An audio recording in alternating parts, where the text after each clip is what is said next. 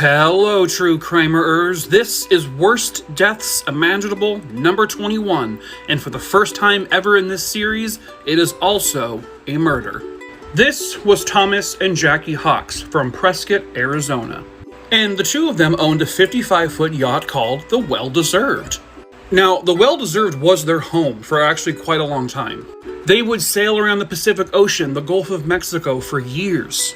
Well, in 2004, they were expecting a grandchild, so they decided to sell the Well-Deserved.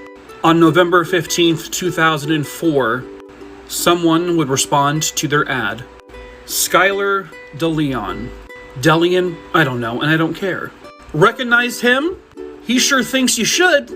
Hey, any of my young followers, you know who these fuckers are? These are the goddamn Power Rangers, baby. Skylar DeLeon would boast that he was a star in the Power Rangers, but he wasn't. He was on an episode for like 4 seconds. Don't you ever lie on the Power Rangers again. Anyway, back to being serious.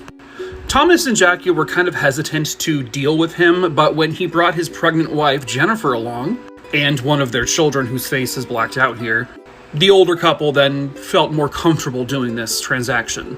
But when they met him on November 15th, 2004, the yacht came back to dock. Thomas and Jackie, they didn't. I'm just going to cut to the chase now at this point. On that fateful day on November 15th, 2004, they would take a test run with the Well-Deserved with the couple, Thomas and Jackie. They never intended to buy the boat. They intended to steal it. Skylar and his wife Jennifer, along with Alonzo McCain, and I shit you not, John F. Kennedy, they tied Thomas and Jackie to the boat's anchor. They bound their hands. Thomas and Jackie began begging for their lives. They were screaming, they were crying. Jackie would scream, "Please, please don't kill me, I have a grandchild. Please don't kill me." Skylar, he threw the anchor overboard. Thomas and Jackie would continue screaming. They would continue hearing the chain of the anchor falling. And then the chain and the rope they were tied to became taut. And Thomas and Jackie flew off the boat. And they would sink with the anchor. Drowning can take up to 5 minutes. It can happen in as little as 60 seconds. But Thomas and Jackie had no means of escape. They were sinking to the ocean floor. They couldn't say "I love you" to each other. They couldn't communicate at all. Their bodies have never been found. Skylar was sentenced to death. So was John Kennedy. Alonzo got 20 years. Jennifer got life. Rest in peace. Worst Deaths Imaginable number 27. Viewer discretion is absolutely advised. I know I say that all of them are the worst one, but for me on a personal level, in terms of my fears in life, this one takes the cake as being the worst one for me. If you are claustrophobic and or are easily triggered by MRI machines, I would highly advise you not watch this video. Pictured behind me is an MRI machine. MRI, if you did not know, stands for magnetic resonance imaging. These machines use extremely strong magnetic fields. Pictured behind me are photos of incidences that have happened with MRI machines that didn't cause anyone to get hurt. This is just to give you an example of how strong the magnets are. I mean, these things will take anything magnetic. Look at this. Jesus Christ. This was 32-year-old Rajesh Maru. And in January of 2018, he was at Mumbai's Nair hospital with a relative who was scheduled to get an MRI test done. The family member he was with needed an oxygen tank, and he was holding the tank for them. Now, if you've ever gotten an MRI, and I unfortunately have had to get them, and they're terrifying, the staff is usually very informative about, listen, nothing metallic can go in this room, not even your keys, especially when the machine is in use. So Rajesh was standing with his family member outside of the room where the MRI was.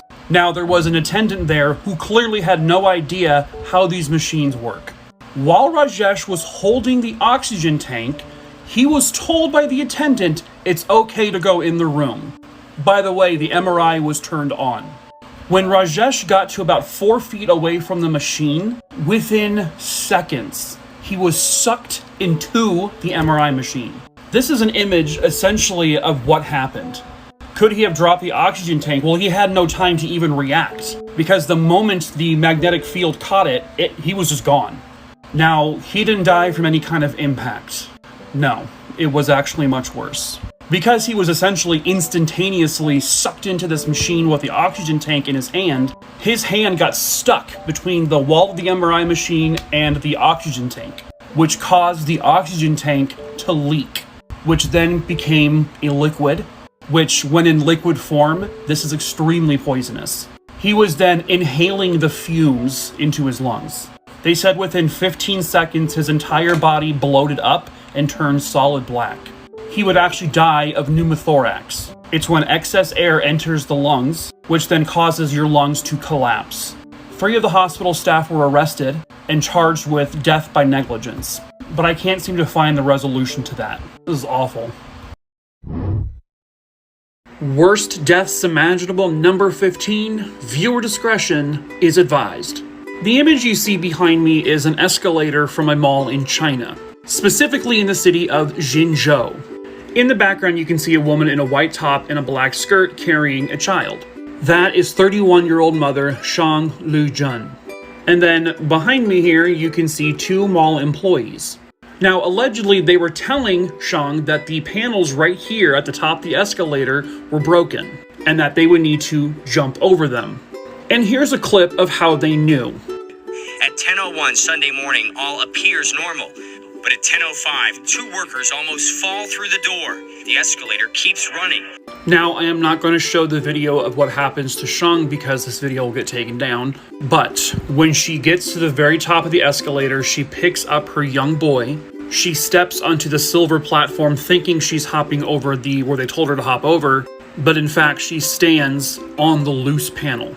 And the moment she does, the panel gives way and Shang and her son drop. Somehow she had the strength and the forethought to lift the boy up and actually push him over the extra area, saving her son's life. She would not be so lucky. She would become entrapped right here in this compartment, with the escalator still running. Now, I'm going to show you an animated photo of what happened to Zhang. So I want to give you a trigger warning and a heads up. It could be upsetting to see this. So here we go. Again, TikTok, it's a cartoon, it's not the real thing. So, as you can see, it's a very short little thing, but what happened was when she fell in, the escalator basically sucked her in. And she essentially became entangled in the escalator itself. And ultimately, she became crushed to death. All in front of the eyes of her husband and her young boy. The only silver lining is that she managed to save her boy, because if he had fallen in as well, he would have had the same fate. I don't know how long she survived in there. I don't know if it was instant death or if it took time, but it had to be excruciating for however long it might have taken. It would take a rescue crew 4 hours to open up the escalator and to recover the 31-year-old mother's body. Now, the mall employees called this issue in, but they didn't put up any signs saying not to use the escalator, and it was still literally running. All they had to do was press this little red button to stop the escalator. They didn't. There's one at the top and there's one at the bottom. The 2 employees knew exactly what would happen. They should have been at the bottom, preventing anyone from getting on there. But instead, a husband and her child had to watch their loved one die. Jesus. Worst deaths ever. I think this world is a dream come true, but you're wrong. Him and some of his friends and family went caving together. He got stuck in a really tight space that was nearly completely vertical for over 24 hours.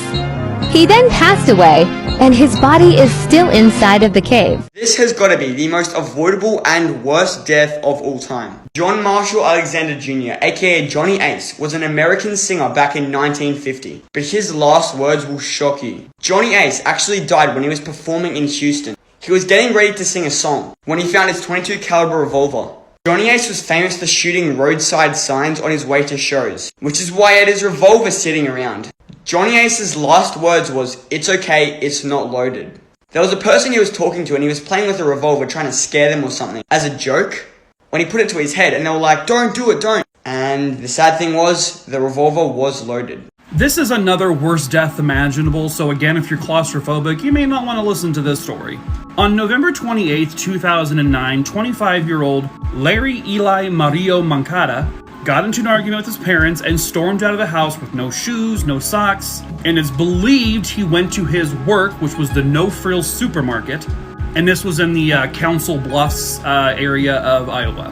Now, he was not scheduled to work there this night, but his employer said it was common for employees to go in and out of the store because it is a grocery store. But the thing is, after he entered the store, he was never seen again. That is until 2019, when a construction crew was in the store gutting the building, and they found something behind one of the coolers. Now, there's no pictures of the actual store's coolers when this all happened, but this is, I imagine what they're referring to is one of these things, or something like this. Behind the cooler, they found the decomposed body of Larry. They first confirmed this because the clothing the corpse had on matched the clothing he was last seen in. So they took DNA from Larry's parents and it was a confirmed 100% match. So what happened? Was foul play involved? No. Again, this is not the exact one from the store, but apparently in his store there, above their cooler is that little kind of open space, right? Apparently people at this particular store would go up there and kind of go behind a wall for like a little extra break. So what they believe happened was Larry climbed up there and then he slipped and he fell into a crevice from behind the cooler to where I guess the products were stored, but there was a wall. So there was a very narrow 18-inch little passageway that he slipped in. And it was roughly a 12-foot fall, which would not have killed him, but he could have been injured. Now, the problem is even if he was screaming, the coolers were so loud that they probably never would have even noticed. These are the only images from the store itself that I could possibly find, but I mean, these aren't really anything.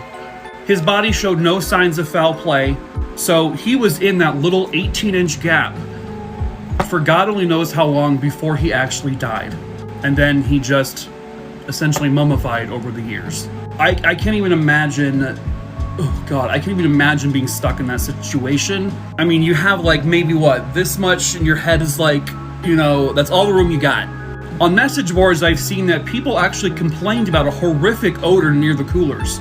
People said, hey, maybe the butcher's not cleaning up the dried blood, but they said, nope, it's perfectly clean. And I guess they never did anything about the smell. Unlike the guy in the cave, they were able to retrieve his body, and he was laid to rest in 2019.